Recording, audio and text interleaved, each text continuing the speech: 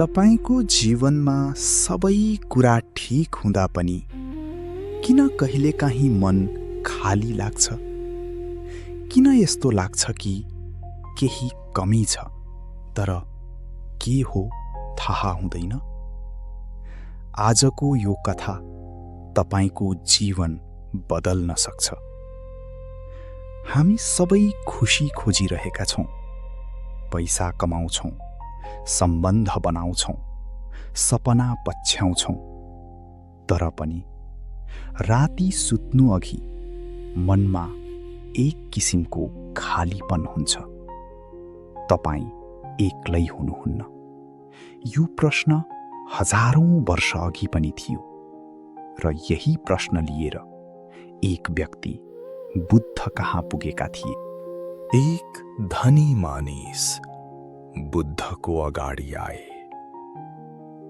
उसले भन्यो, मेरो जीवनमा केही कमी छैन, तर म शान्त छैन, म खुशी छैन। बुद्धले उसको आँखामा हेर्नुभयो र केही नबोली उसलाई जंगलतिर लैजानुभयो। त्यहाँ पुगेर बुद्धले एउटा ठूलो ढुङ्गा देखाउनुभयो। उहाँले भन्नुभयो, यो उठाऊ। मानिसले सजिलै उठायो। केही समयपछि उसको हात काम्न थाल्यो, पसिना आयो। उसले भन्यो, यो धेरै भारी छ, म अब राख्न चाहन्छु। तर बुद्धले केही भन्नु भएन। अझै केही समयपछि उसले चिच्याउँदै भन्यो, म सहन सक्दिन। त्यसपछि बुद्धले शान्त स्वरमा भन्नुभयो, तिमीलाई यो ढुङ्गा दुखाइरहेको छैन, तिमीले यसलाई समातेर बसेका छौ, त्यसैले दुखाइरहेको छ। मानिस अचम्ममा पर्यो।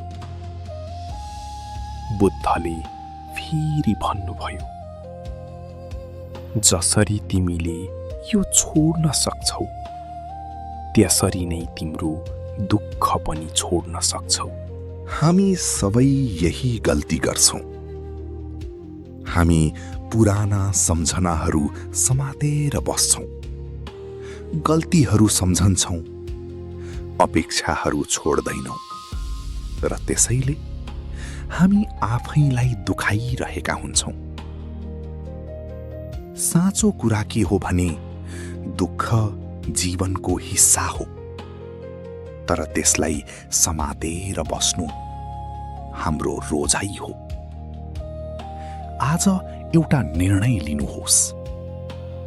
जे तपाईलाई दुखाइरहेको छ त्यो बिस्तारै छोड्न सुरु गर्नुहोस्, किनकि शान्ति बाहिर होइन, तपाईँ भित्र छ।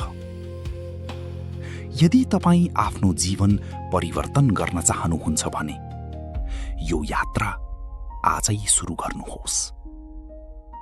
लाइक र सब्स्क्राइब गर्न नबिर्सनुहोस्।